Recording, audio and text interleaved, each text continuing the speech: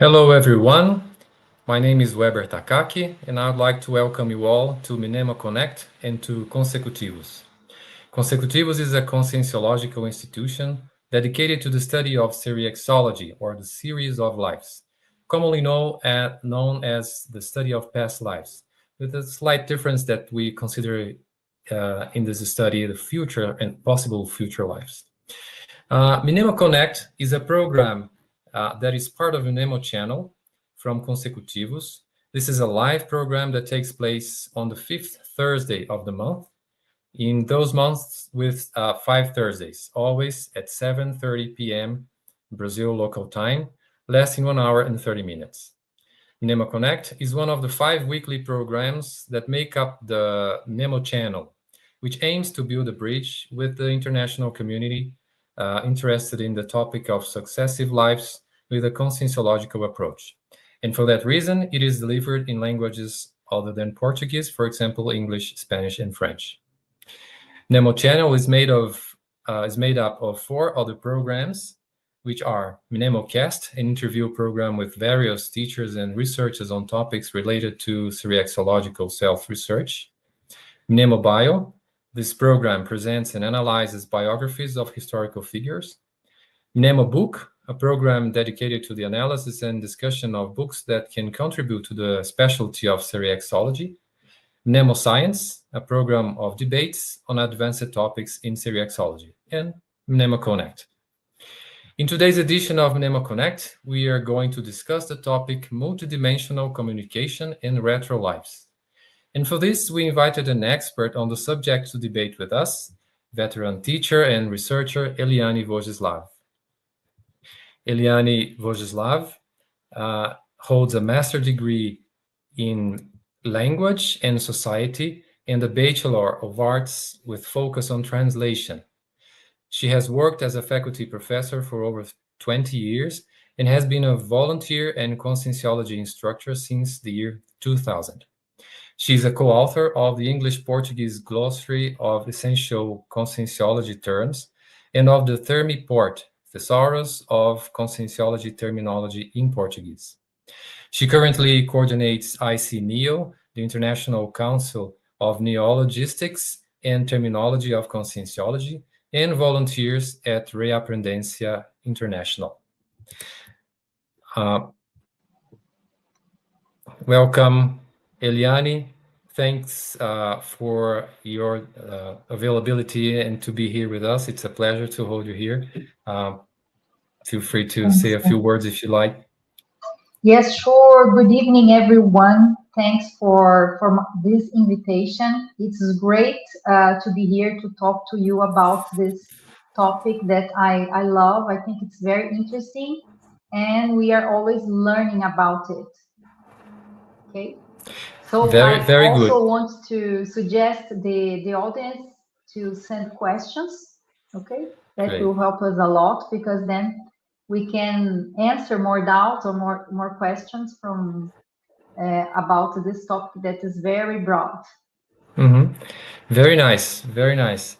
Yeah, and it's interesting because you were a volunteer at Reaprendência, which specialty is the parapedagogy, and I think it's a very interesting blend of views and different approaches or complementary approaches in when we think of seriexology and parapedagogy. I think we're going to have a very interesting debate and discussion this evening. Sure, and just to mention, Reaprendência's specialty is also re-education knowledge. So we can re-educate ourselves a lot through the mental somatic parapsychism. We're going to see that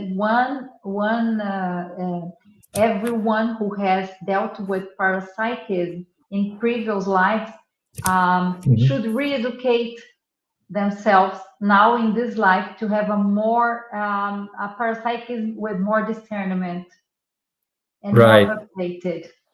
Right. So I'd like to ask you to first define for us what is interassistantial multidimensional communication, And why did you decide to talk about it? Yes, I'm going to read my definition that I worked Mhm. especially for you, because I've been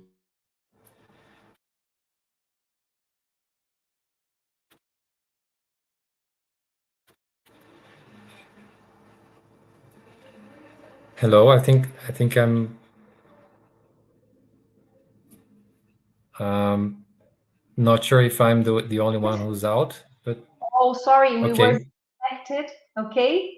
So okay, starting again, I'm going to read the definition of okay, multidimensional communication. Okay. great. It is the communicative and interassistantial act or effect carried out by a lucid consciousness with the intention of transmitting, receiving, and or interpreting information, energies, and ideas from other consciousnesses, whether intraphysical or extraphysical, including projected consciousnesses overcoming the gap between dimensions. So if we analyze this definition, we are going to see that I am proposing that this multidimensional communication is in essence interassistantial. It will help Mhm, both sides, okay? mhm, And it can happen between, for example, two intraphysical people. If we are having some telepathy that is common today, we can even among evolutionary duos or couples, we can see that there are people who relate a lot about telepathy, and we are talking about two interphysical people. And also it can happen in extraphysicality, you communicating with an extraphysical consciousnesses. So it's more or less like that. Okay. The focus is to overcome the gap that we have between this more intraphysical dimension and a more subtle dimension, right? And you asked, why did I decided to choose this topic? And that started a long time ago when I was in the university. I didn't mhm, know conscienciology, but I met a teacher, and she was that the teachers that a teacher that marked my life positively. She was great teacher. She used it to teach Portuguese writing, and she was a PhD and studied, had many researchers published, but she was studying multidimensional communication. She used it to go to some religions cults, and in some spiritism sessions, to study the communication without signs. And she mentioned that to us in the classroom for everyone inside an university in the 80s. So she was, how do I say, very brave to do that, because we were studying in a Catholic university, that is PUC São Paulo, Pontifícia mhm, Universidade Católica in São Paulo. And she was studying this unexpected subject, right? mhm, And I thought that was great. I wanted to study that as well. I thought, well, how would be the communication without linguistic signs? How does mhm, that happen? I got, from that point on, I got very interested to know more about it, but I didn't have the tools. I didn't have the theoretical framework to do that in that time. And after many years, I got to know conscienciology. And then I said, well, now I have the tools. Now I have the consciential paradigm. I know there is the multidimensionality, and we can have a more, how do I say, more scientific study, because in that time I was in the religious paradigm, and then mhm, it's not how do I say, the Catholic Church, né, from where I belonged in my when I was younger in Mhm. this life. And I also, we are talking about past lives as well. So seriexologically speaking, I also saw myself as being in the religious paradigm for a long time, for a long time. And so I think this is the first time we are having that break in religion and the paradigm shift. I'm having the paradigm shift in this life. And I'm studying multidimensional communication inside a new paradigm. And that is very important for us. Very interesting. Very interesting. While you were talking and explaining the possibilities of multidimensional communication, I was thinking of another situation. For instance, when two people are face to face, for instance, and there are non-spoken information that we can actually perceive during this communication, which are basically the energetic interaction that happens. This can also be considered. Can this also be considered a multidimensional aspect of our communication? Yes, because this is the very first type of multidimensional communication. It's the energetic reading of people Mhm. and the energetic reading of environments and objects. Yeah. Mhm. And of course, it's the first, our energies, our energosphere is the first, is our visiting card. Okay. Mhm. Is the first thing that people perceive on us and we perceive on the others. Is the energy. Are they good or not? And I want to mention an example. For example, I I once was in a room and I was it was a there was a long line. I was waiting for my turn to pay a bill, and all of a sudden I felt very annoyed and irritated. There was something in the air, and well, all of a sudden I was well, and it was from one second to another I was disturbed. And so when I look at back, there was someone entering the room, and it was a person that I didn't like much. I didn't have much affinity, and I didn't see her, but I perceived her energies that Our I energies. didn't communicate with. So Mhm. this is energetic. This is multidimensional communication. We Mhm. perceive things, and sometimes we change our mood because of that. Mhm. Mhm. And it can happen with energies that are, for instance, engraved or somehow in a room or in a space or in an object, even though there is no consciousness actually maintaining that energy at that very moment, right? For instance, Yeah, yeah, when we visit can a be. place or some place that we have never been in this life, and then we visit that place, even though there's no consciousness, intraphysical or extraphysical there, sometimes we can actually perceive and feel something related to the energies that are like engraved or somehow written in that environment. Um, Yes, that's true. That we call it's the holotocene reading. mhm, Why is that? We have a concept called tocene, thoughts, mhm, sentiments, and energies. There is a very basic concept in conscienciology. And what happens, for instance, if you go to a place that there was some violent act, there were a war, for example, and this war happened centuries ago, but the energy, the holotocene, the bellicose holotocene is still there.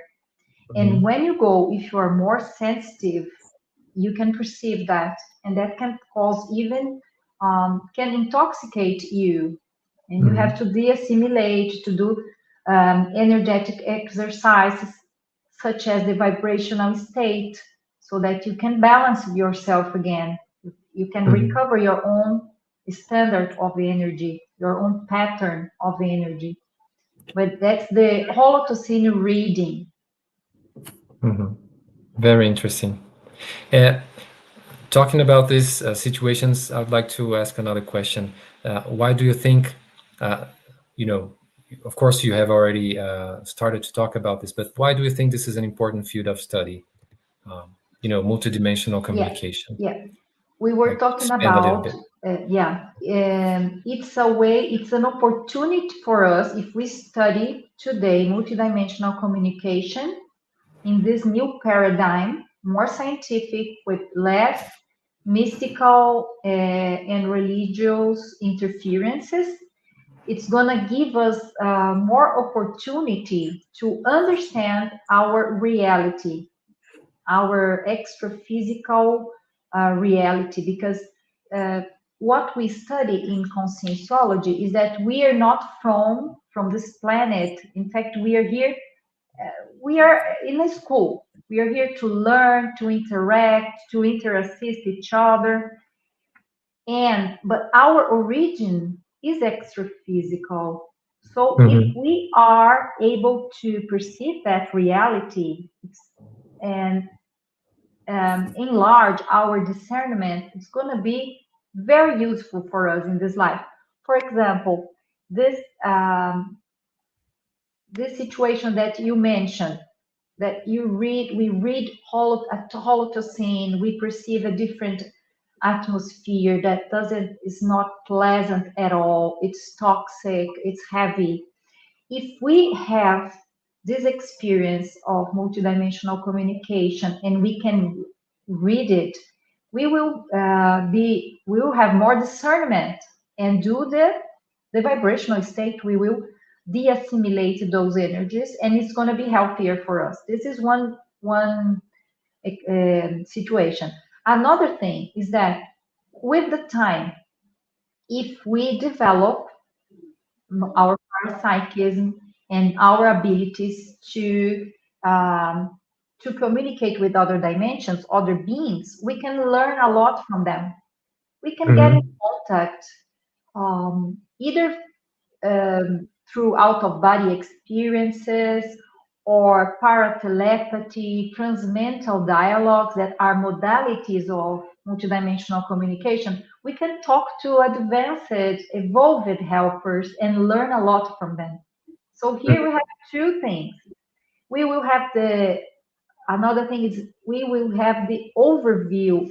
We will see the big picture, the cosmovision of the cosmos.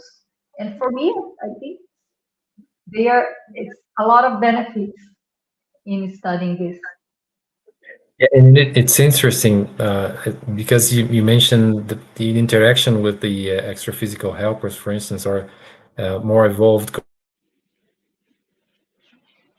Uh, like spontaneously, we kind of have some more evolved, more advanced ideas, like with more, sometimes more peaceful, more assistential, and it feels like it's something. I'm not sure if everyone has this has experienced this already, but uh, in my experience, it's like an idea, a very good idea, a very cosmoethical idea that like pops in my mind or pops up. I don't know. Uh, it feels like something or someone else is like giving me that idea or somehow inspiring this idea or giving that insight to me. Uh, it's probably because of this interaction with a consciousness that is extra physical helper, for instance, or extra physical evolved consciousness that somehow with the contact with that holothosene of that consciousness, that idea came, or somehow I could perceive that we can perceive those energies and those ideas, advanced ideas as well. And very, very interesting thing, because sometimes the inspiration comes from within, but it's actually due to this interaction with and this communication with extra physical helpers. Very, very interesting. And it's important for us to keep aware, keep our mind open to those interactions, right? Yes, we have to be open. You mentioned something very important. If we have consciential openness, it's great for us because we will have more conditions to understand their messages. I Mhm. want to tell you something that happened to me some years ago while I was taking my master degree. I used it to travel to another city, and I was going to have a test about semantics. Semantics, and we were reading. I was reading a book, a very short book about semantics, and but it was very difficult to understand. I didn't know semantics was that complicated at that time, and I was reading and trying to understand, underlining everything, and then all of a sudden I started to think about the meaning of things, because semantics is the study of the meaning of the thing, but it has a lot of theory inside it.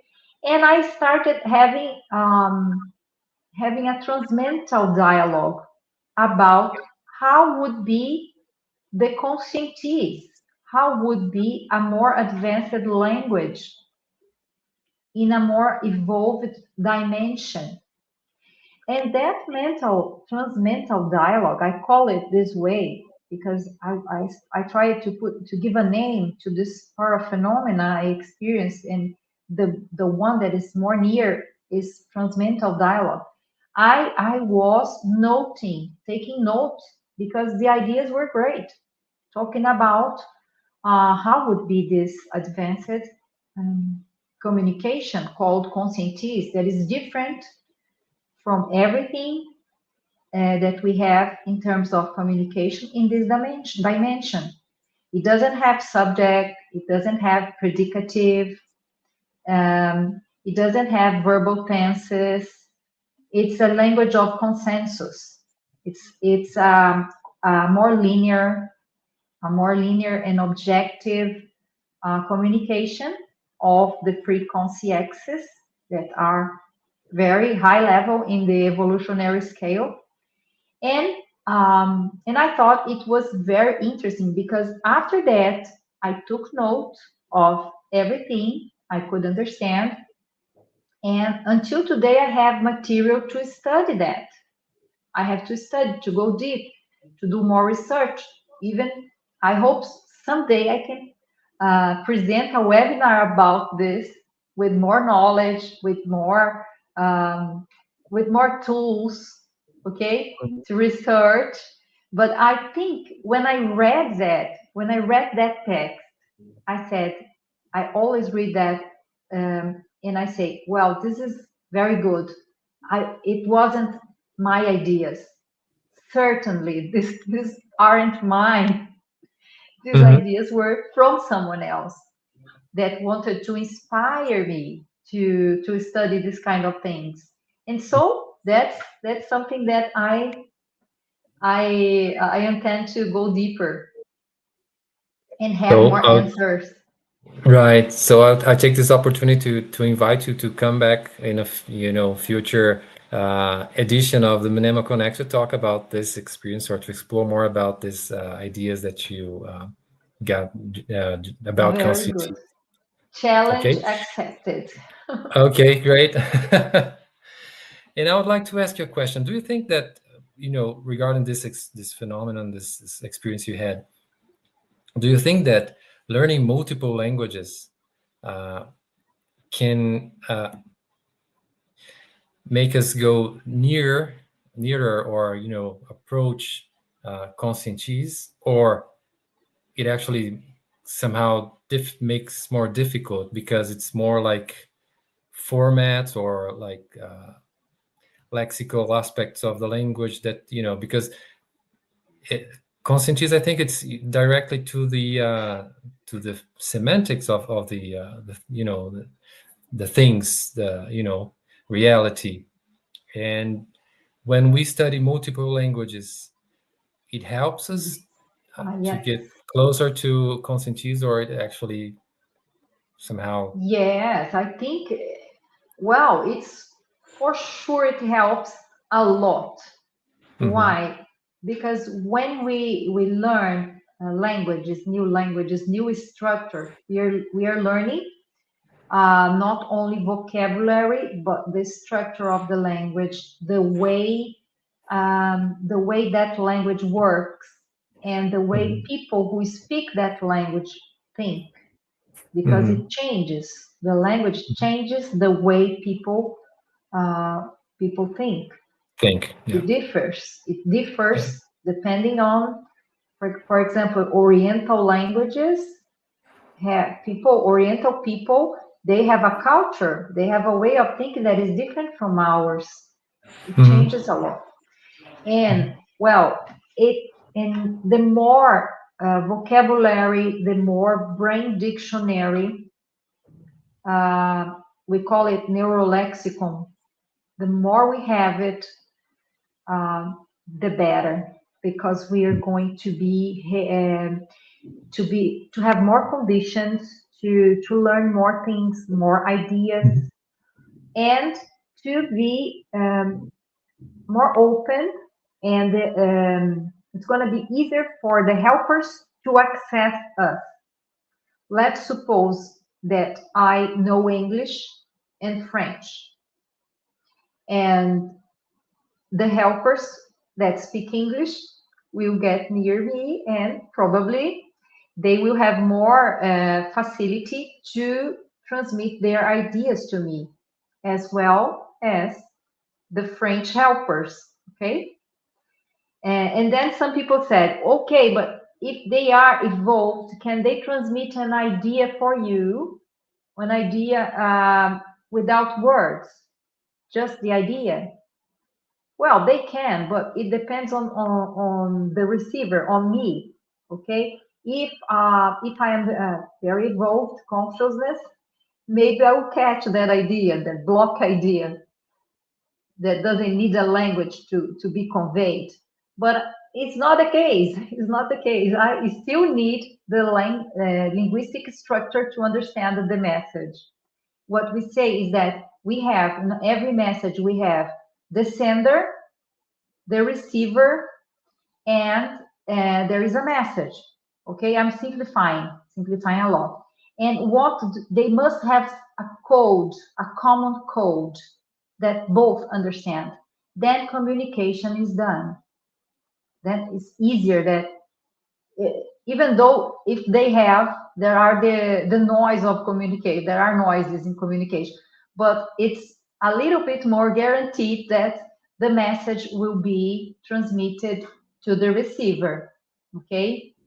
And so we have to have that code, in this case is the language, the code in common.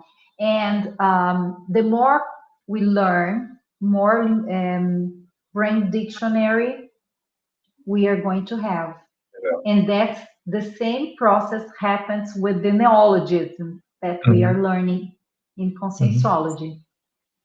And there are certain concepts, they are somehow specific to some languages and some cultures, right? For instance, you worked as a translator, right? And you do translation. There are some words, for instance, if you want to translate, let's say, saudade in Portuguese, we don't have a single word for that. In for instance, in English, we have to like get a closer approximation, a closer definition, or sometimes we have to explain that concept. And some It's cultures true. have that concept and that idea of that reality named, and some others don't. And so it's interesting because by thinking of different concepts that we may not have in our mother language, we are actually expanding the concepts we have in our neurolexicon, right? Yes, that's very important that translator studies. Is the collocations as well, is the way that people speak and communicate. That's colloquial language, the everyday language, these words And also the false cognates is also Mm-hmm. important for a translator to study, because a word that seems to be something, because it's similar to some other word in Portuguese, might have a totally different meaning in English or in Spanish. They are called false friends. So a linguist, for translating, we have to think of many, many things. Today we have a lot. We have the artificial intelligence who does that Mm-hmm. for us. But I come from the time that we had to do it. We had to study it with dictionaries. We had to go to look for a word in a dictionary. Sometimes we don't find it, and we have to consult the native speakers, because what is a responsibility of the translator, and always consult a native speaker in case there is any question, Mm-hmm. so that translation is clear and is smooth in that language. But it's amazing. I highly recommend for everyone who wants to study languages. It's great. Yeah, very good. I'd like to take this opportunity also to say hello to our audience. Some people are saying good evening. Hi, everyone. Claudia is saying hello, everybody. Welcome, everybody.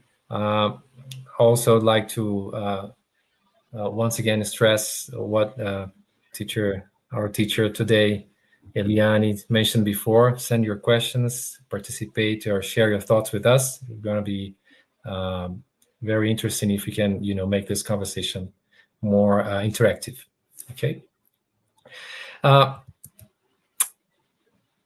Eliane, can you point out some evolutionary effects or results throughout our seriexis or series of lives of this, the evolution of the development of our multidimensional communication skills? Yes, sure. Evolutionary effects. We want to ask you first something. Why do you want to evolve? Why? Because what's the reason? What moves you? What's your purpose in evolving? And this is the first question we have to ask ourselves. For example, in my situation, my case, I want to evolve because I want to feel better, to feel, how do I say, to develop my own potential, to feel more comfortable, more secure. We end up evolving, many of us end up evolving, wanting to evolve because there is a survival instinct. And then we think, well, if I evolve, if I understand these dynamics, I will be stronger and I will survive. I will feel happier and more self-confident. Isn't that so? The majority of us want to have this approach. Yeah. Yeah, but there is another approach, another lens that is why do I want to evolve? Because I want to help others. I want to be better. I want to be a better person, to be more fraternal, to interassist, to assist more people. I want to go out of the body and not only go to that advanced, evolved dimensions. I want to go there and help in the real backs of the planet. And I have to communicate with those consciousnesses that are in the baratosphere as well, you know? So I think that fraternity or fraternal sense of things, the sincere will to help people, to assist people, is a great tool for us who want to develop multidimensional communication, because we have to think that we have multiple dimensions, not only the evolved ones, we have a less evolved one. So that's some reflections, okay? And it seems, what are the, you asked, evolutionary effects? The evolutionary effect is that if we develop this ability to communicate, to access, to interact with people, it's going to be great for us. It's going to be great. We are going to kind of develop our parapsyche. That is an ability that is a must for the people who want to advance in the evolutionary scale.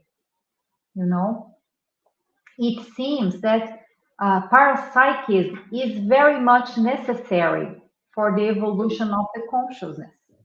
That doesn't mean, Weber, that there are people who have a lot of parapsychism, but they are anti-cosmoethical. They don't use it well. That's a reality. It can happen. Parapsychism per se is not a sign of evolution, but it seems that if the person has parapsychism, develops the mental somatic parapsychism, and is cosmoethical, certainly this person is in a very good path of evolution. And we think about the evolutionary scale, the more we climb that scale, more parapsychism it's going to be needed. And very likely.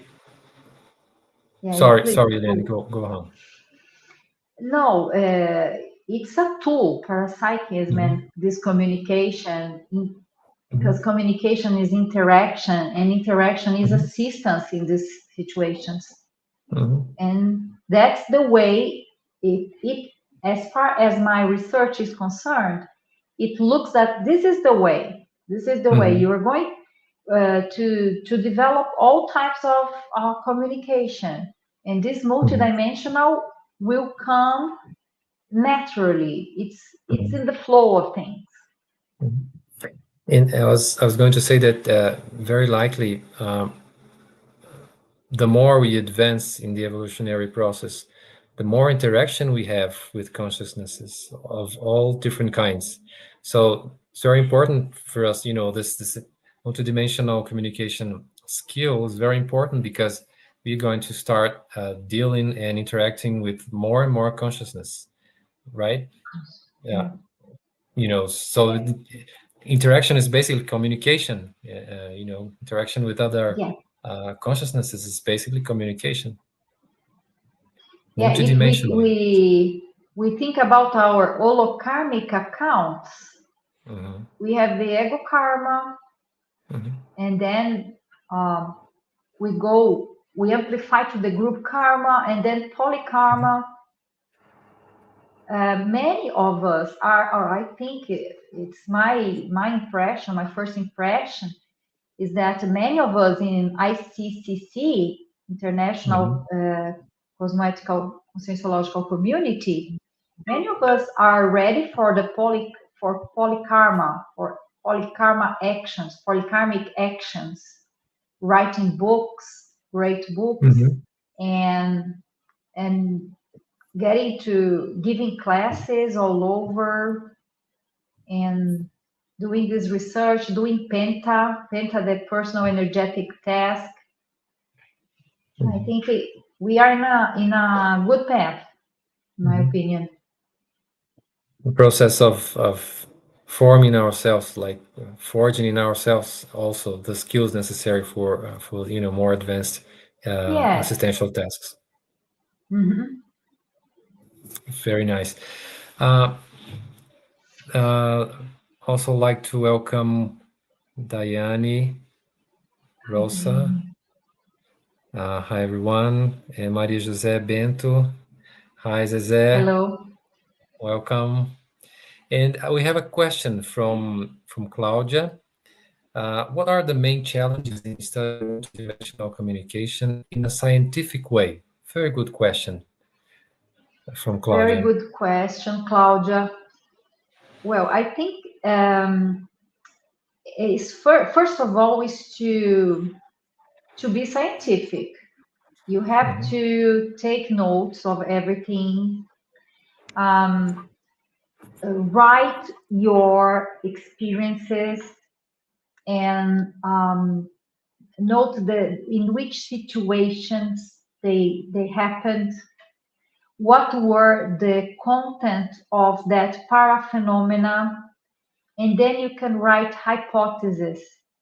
Okay, you are going to interpret the content of the paraphenomena through hypotheses, and we tend to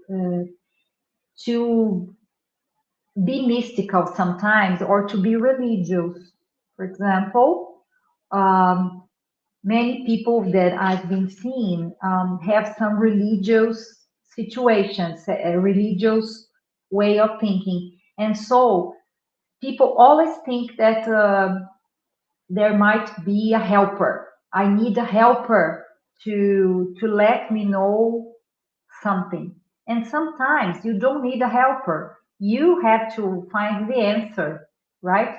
Of course, a helper is great, but a person that is seeking always for a helper sometimes can transfer that necessity of the religious past, the religious paradigm of having someone to protect her, right? I don't know if you understand. So we have to be more objective, more technical, taking notes and analyzing in a cold way. And another thing is that many of us have a impressive parapsychism. What is that? Impressive parapsychism is when an idea come to your mind. For example, you go in a dynamics, in a parapsychic dynamics, you do a clairvoyance, and you don't see much in the clairvoyance, but it came to your mind an idea that of Italy, that coupling that you were doing. There was an Italian concierge. Why? Because that came to your mind. So in an impressive parapsychism, you didn't see anything um, in the clairvoyance properly, but the idea came to your mind. So what you have to do, you take notes and you wait for other people to check if there was someone else over there in the dynamics who also saw or perceived something related to Italy, some Italian concierge. And then you can, if one or two people confirm your paraperception, probably you were right. Your impressive parapsychism was right. So you have to be cautious, not believing anything, really try to take notes. I think this is where the is where we are going to make less mistakes. Do you have any other idea, Weber, about how to be Yeah, more scientific in I agree researching? with you. I agree with you that the base, the foundation of every scientific process is to um, register every step, register, take notes, collect data, and then when we analyze data, the data or the experiences we have, you mentioned something very important, that is to share uh, what our experiences were and our interpretation of the phenomena was to give the opportunity to for other people, for other teachers, other researchers, to give us feedback on what we are presenting. So to share is a way to also like receive this feedback and be able to Yeah, sometimes think of different approaches or new approaches that we haven't thought of before. So I think that you yeah. you synthesize very well the scientific process, I think. And there is something else that comes to my mind, Weber and Claudia, is that we have to be open to study, always studying, always study more, how do I say, more concepts, what the Mhm. others are studying and seeing. I'll give you an example of a situation, okay?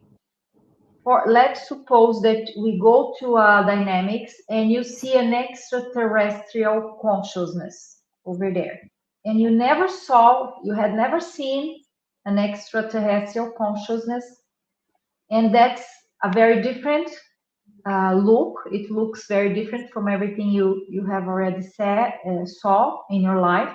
But you take note of what you wrote, the most neutral way, but describe what you saw, and then you have to see, you have to study what other people um, have perceived in the fields about extraphysical consciousness, because there is a, for example, there is a course given by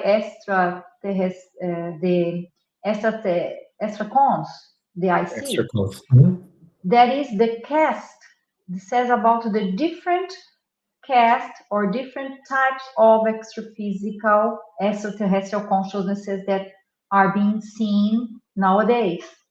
They enumerate a number of different um, ETs, extraterrestrial consciousnesses, and if you don't go into courses and if you don't participate in dynamics and debates, you're not aware of that, you know.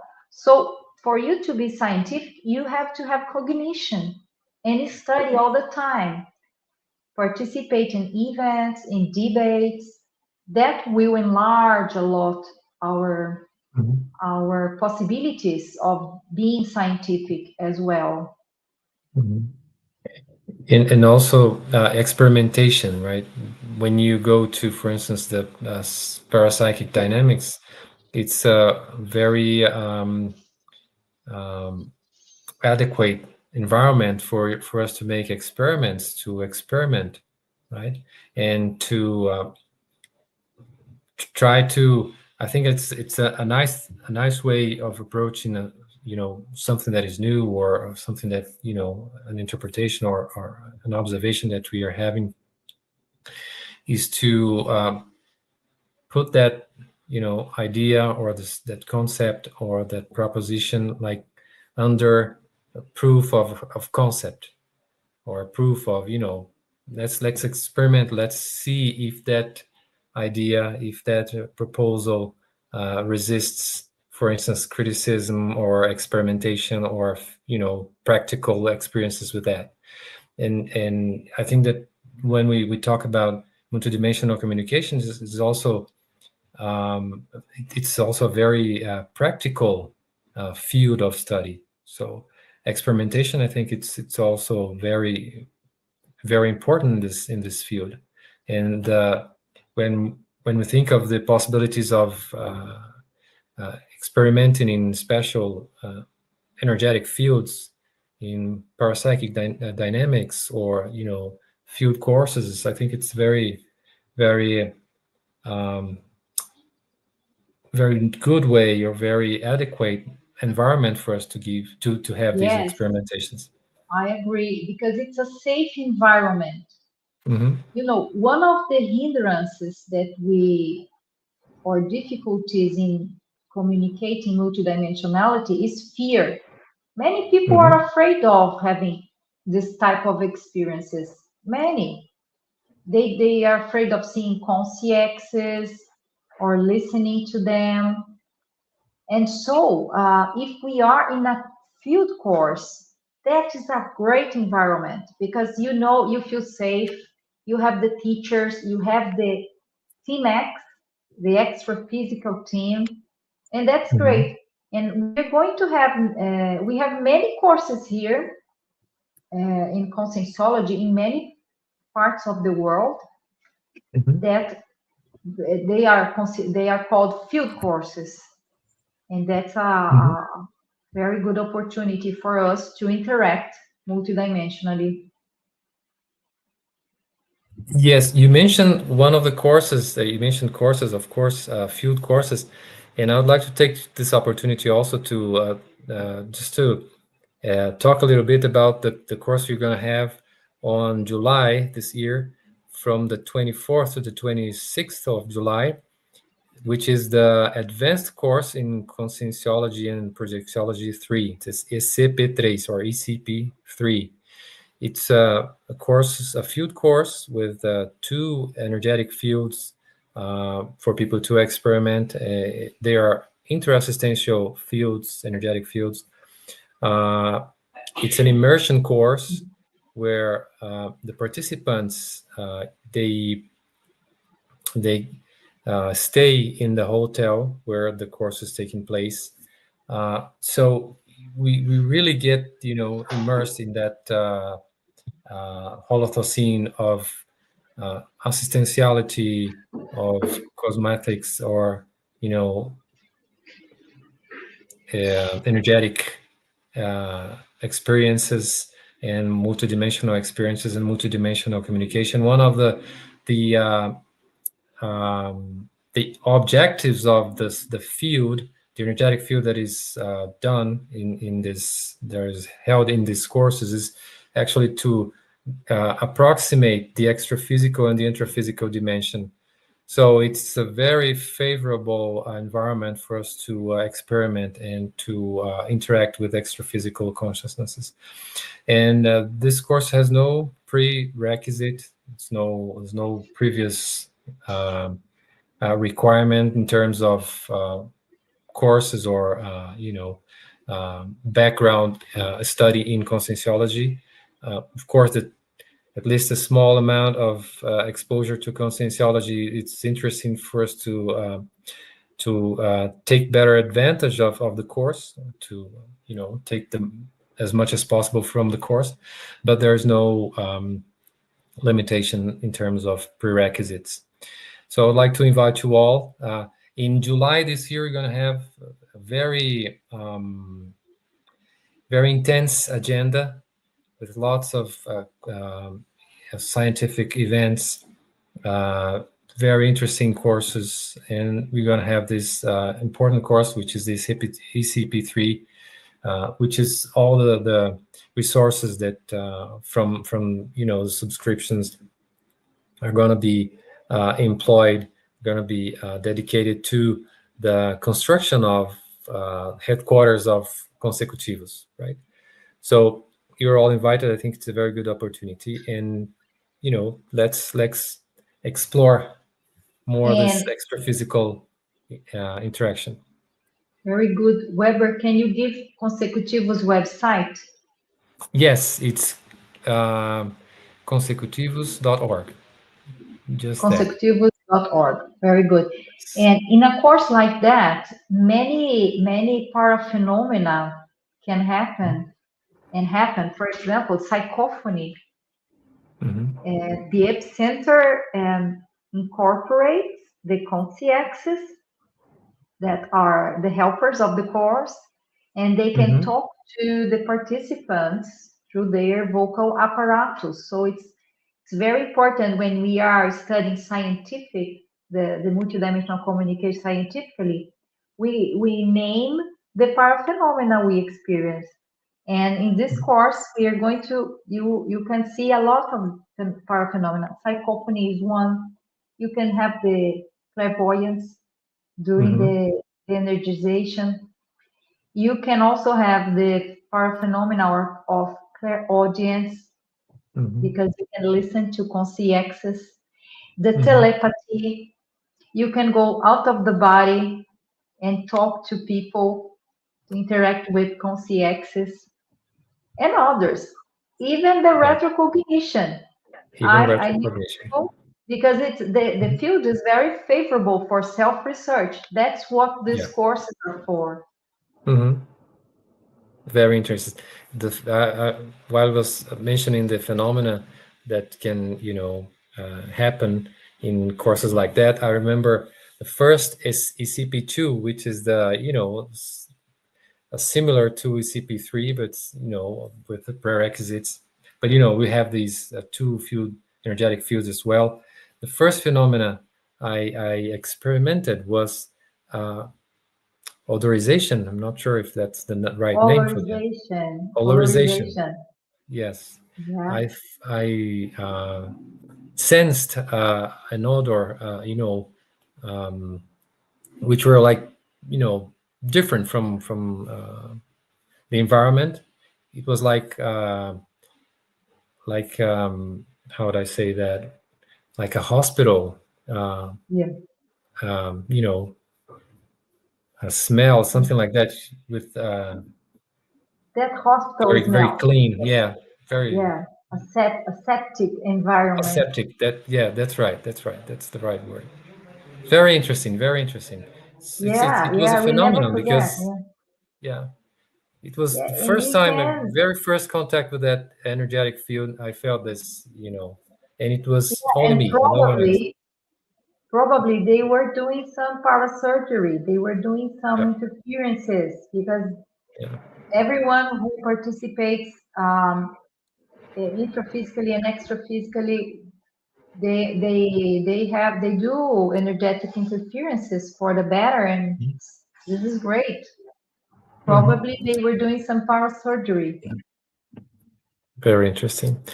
Um, like to ask you another question. Do you think what these experiences that we have, or these abilities, sometimes spontaneous or like innate um, abilities or skills that we have in terms of parapsychism and parapsychism and multidimensional communication, what this tells us about our retrolives, our seriexis, or maybe thinking of from now on, what what can they tell us about our future lives as well? Yeah, yeah, it's a Thinking good of, question. self-research and seriexological self-research, what these. Look, yes, uh, if we are today studying parapsychism, dedicating ourselves long hours of our week to study this for many years, Mhm, possibly we have done that before in previous lives. We have been mhm, parapsychic in previous lives mhm, because not everyone is able or is prepared, let's put this way, or is interested in studying this type of knowledge. Many people don't care. They don't want to mhm, know. They don't want to know about it. They are mhm, afraid. They have other things to do, more intraphysical. And we are thinking in multiple dimensions. So it's something different. We are different from the majority, from the great majority. We are a micro minority, let's put this way. And possibly, I think more than possibly, for sure, we had that experiences in previous lives, either as we were priests, we were shamans, healers, or Pythias, like mhm, in the ancient Greece. We had these parapsychic experiences. We were um, helping the two dimensions, the intraphysicality and extraphysicality, to communicate. So, for example, I suppose that I was possibly I was a Pythia before. That was in Greece. Um, it was a priestess. They were priestess, and people use it to talk to them, to forecast the future, to see what were the tendencies, to ask about the crops, the weather, and what would they were asking for their advice, and they were considered um, the voice of the gods. So they were respected, and possibly I was there in a previous life in Greece. I never had a retrocognition about it, but mhm, it's because of the my self research, the things that I have affinity. For mhm, example, when I was a teenager, I loved reading cards, reading Mm-hmm. tarot, and discovering things about the future, and trying to connect with multidimensionality in a way. There, Mm-hmm. not the best way, but it was What that's was what was available? possible, what was Yeah. available in the time, Mm-hmm. and it was interesting. I think Mm-hmm. it was an experience as well. Very So nice. I think it's all connected, and I suppose Mm-hmm. that if we are investing in this type of parapsychism, more technical, more mental somatic, we will have good results in our future lives as well. Because Mm-hmm. what we learn from here, this is very interesting to mention. What we learn from here stays in our brain first, in the physical brain, and then it's going to go to the para brain, to our paragenetics of the psychosoma, and it will help us in the future because we Mm-hmm. will have more ability, more skills. It's gonna become a strong trait. Mm-hmm.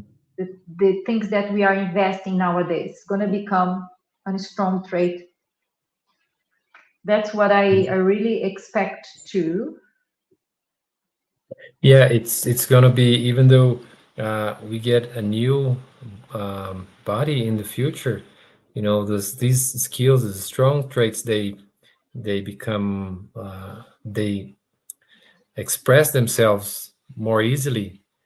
If you think of our infants, our childhood, for instance, there are probably uh, some certain abilities, some certain tendencies that we had that tell us a little bit about our past, our itinerary in the past, right? So thinking in the future, if we have some strong traits, it's going to be like a natural and then spontaneous expression in future lives, very likely, right? Very likely because we will we know that the idea of that this will become spontaneous, and we will have these abilities will manifest on us is great. We don't know because Mm-hmm. every time we resonate, it's a new Mm-hmm. body. We have to recover cons again. Mm-hmm. But in our paragenetic will be better because we are taking care of the soma, we are doing new synapses, we are re-educating ourselves. So I think this is the way. This is Yeah. the way. This is the path we have to follow. Mm-hmm. Great. Eliane, you mentioned some possible roles or possible social roles, or occupations in the past, like the Pitya priestesses, shamans, healers, and there is, I know, because we were talking a little bit earlier, there is a work in progress, and probably very likely, very soon we're going to have the translation of this book, Yeah. which is the history of parapsychism, that explores a little bit of, Yes. not a little bit, explores very well Yes. and deeply Yes. the possible paths that we took in our past lives in regards to parapsychism. I would like you to talk a little bit, if Yes. possible. Uh, Thanks for the question, for the opportunity to talk about, because we have inside Reaprendência and ACIP, Mm-hmm. they are translating, and it's already translated, the book History of Parapsychism. Okay, this is the Portuguese version. Okay, um, the author is João Ricardo Schneider. João Ricardo Schneider uh, passed away, many of you know, and his brother, Leonardo Schneider, took the responsibility for translating the book into English. And so we invited, Reaprendência invited two translators that are Marcelo Pires from the USA, and Cristiane Totti, that was a volunteer from us that also lives in the United States. And they translated the whole book. Jacqueline Cohen revised Mhm. revise it, and the book is ready. It is it's being edited at Epigraphy, and it's in his finals to go to editaries. And what's gonna happen? This book is gonna be published very soon. I think within a month we can, or maximum 2, and we are going to launch this book during an event in the USA called Intermissivists Meeting that's going to take place in the city of Kennesaw, Georgia, that is near Atlanta, and from 8 to 10 of May. So we are organizing this intermissivist meeting. It's a great event, a small event, but you are invited if you are listening to us and you feel and you have connection with the USA, you are welcome to participate as well. And that's gonna be, we will have a book launch. And this book is amazing because it tells all the history of parapsychism with all these people, the Celts, the Druids, the Chinese, the Japanese, the Hindus, Mhm. so and much more, much more. It's Mhm. a long list of parapsychism from the most ancient until conscienciology. And Mhm. when we read this book, we can. It's although it's very good for our knowledge and culture, but also for self-research Right. because Especially seriexological it's self-research. it's a great seriexological book because we can Mhm. see yourself which line of parapsychism you had more affinity, Mhm. and what do you for you is more familiar. So I really love this book. It's amazing. It's easy to read. It's good written. Very all the content was researched. It has great references. So it's a very good to be written, to be translated into English, and we will be launching this Great. book in May. Very nice. Can we think of, since we're talking about books, can we think of a multi-existential communication? Because we talked about multidimensional communication, but can we think of a book as a multi-existential communication, not Sure, only sure. multidimensional but also multi-existential? Yes, this is an example. This history of parapsychism. Mhm. We can the author can can use it in his next life. We can use it in a next life of us because it's books are capsules or password for the authors. The author in a future life can recognize himself in that book. And I can mention the example for I was on one of the organizers of the Termiport, that is the thesaurus of conscienciological terminology in Portuguese, but the terms are translated into 6 languages beyond Portuguese. And that book, I think it's gonna help us a lot because we hopefully we are born inside those 7 languages, either Portuguese, Spanish, French, Italian, um, Romanian, German, English? and English. Yeah. 7 languages in total. So it covers a great part of the world.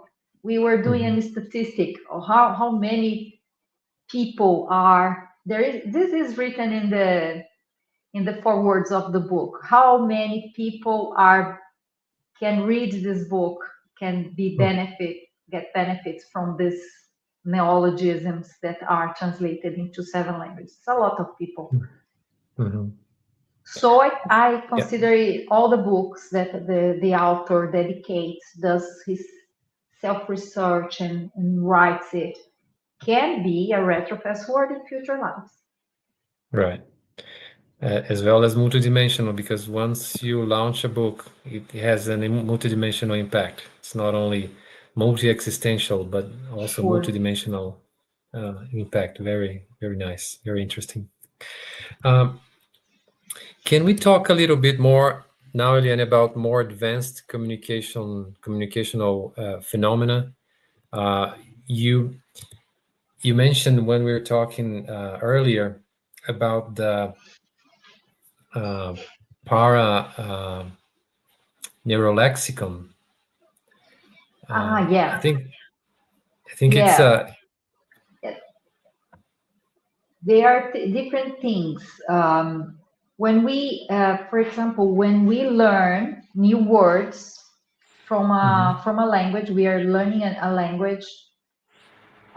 We increase our brain dictionary or paraneurolexicon, the way we call in conscienciology, paraneurolexicon, because we are learning new words and new structures. Our brain is going to be full of new synapses. It's going to be great in all senses.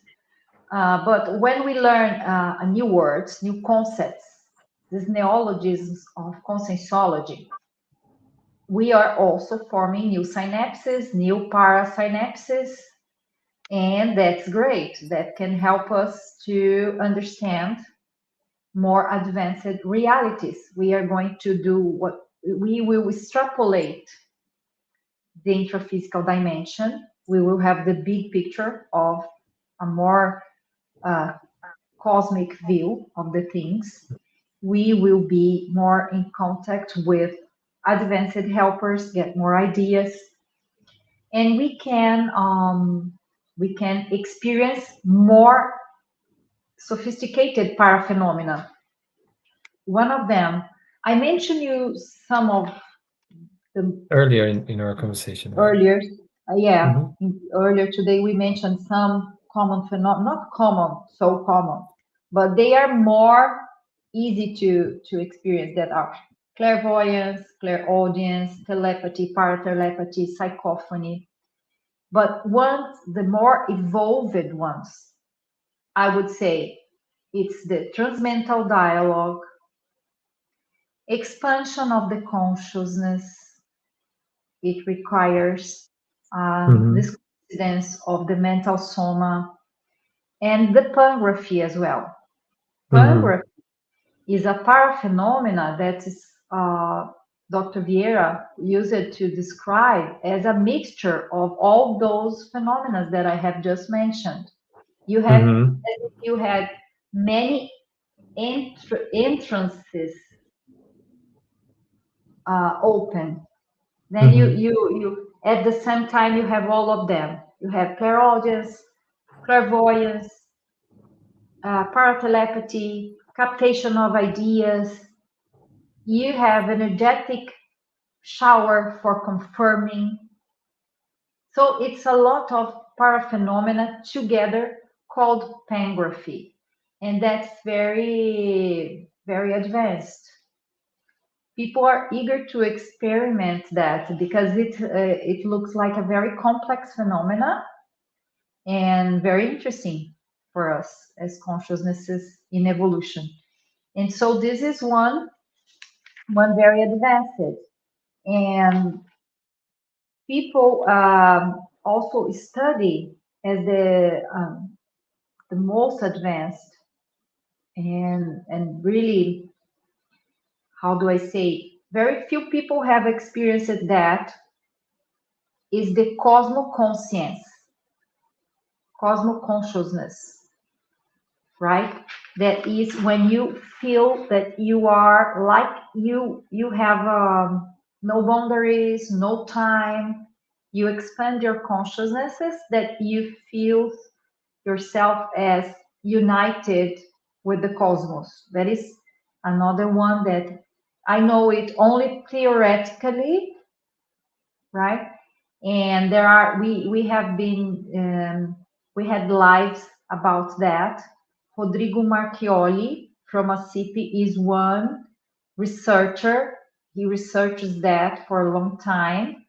He studies the expansion of consciousness and the cosmos consciousness. So it's one of the most advanced paraphenomena.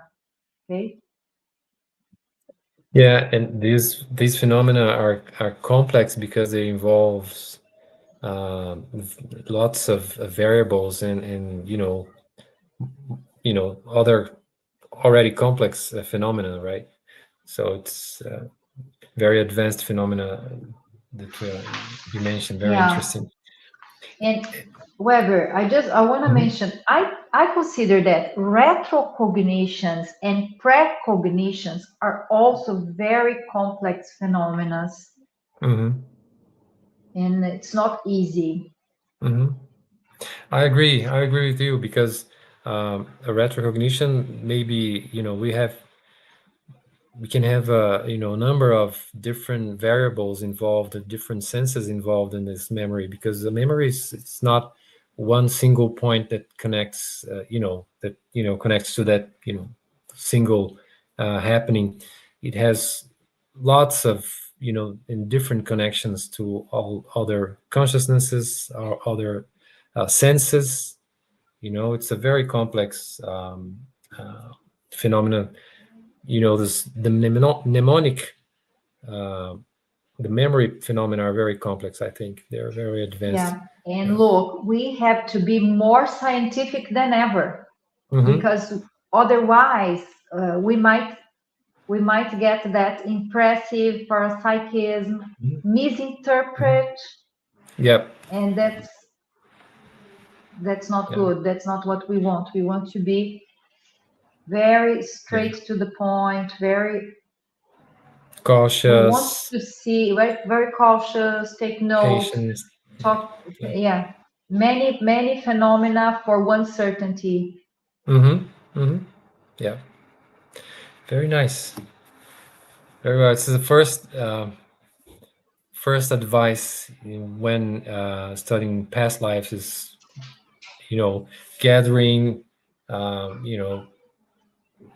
as much as possible retrocognitions about one single situation to have that that memory confirmed, that retrocognition confirms. Not only one retrocognition that will uh, make up this whole access to whole memory.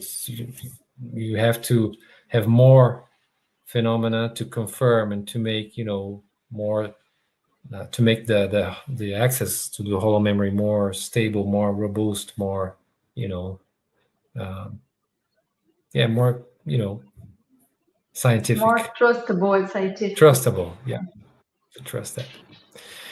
Very good, Eliane. I think we are going to we head into our final moments in this life. Uh, if you'd like to share with us, some final thoughts and ideas, or to make a wrap up, or to say something, or explain something that we didn't have the time to I'm taking, explore yeah, more. I'm taking a look here in my notes. I think we covered a lot of things that I wanted to talk about. And well, I think it's okay for today. I really want to study more how consciousness works. That's Mm-hmm. that's gonna be my next focus, because Mm-hmm. it's we have to have a lot of knowledge and to decondition ourselves from this dimension, from our intraphysical restriction, to Mm-hmm. understand communication in those more advanced environments. And then Mm-hmm. you might ask, what for? What for? Why to study this conscientist? because I think it's something that can help us a lot to have more mental somatic experiences, amplify our mental soma, our cognition, our consciential openness. We have to have consciential openness, and we will be enlarging it even more and more, because it's something that we need to decondition of our intraphysicality to be able to understand, because it's different. It's another level of evolution. And that's, I would like very much to study. If there is someone listening to us that would like to study more, to know more about this conscientise and this type of languages, let me know.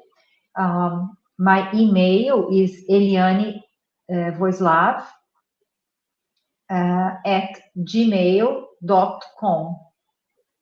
So feel free to talk to me and we can chat a little bit. Great. And it's important for us to prepare the field to experience in conscientise, right? If we, by studying, by thinking of, by making our reflections about conscientise, it's a way for us to open ourselves to experiment this phenomena. This type of communication.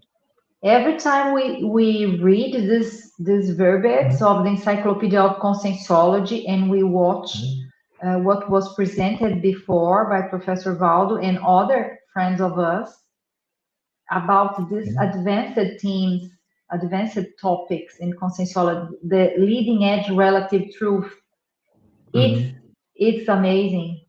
It's something that we want to study more, we want to know more about it. So I highly recommend. Great. Very good. Eliane, thank you very much. It was a pleasure to have this conversation, to share your thoughts with us. I thank you very much. Thank the audience. I hope you enjoyed the talk, and we hope to have you back in a future opportunity to talk more about communication, multidimensional communication, and conscientise. Thank you very much. Thank you. Thank you for the opportunity. Okay. Bye-bye. Bye-bye.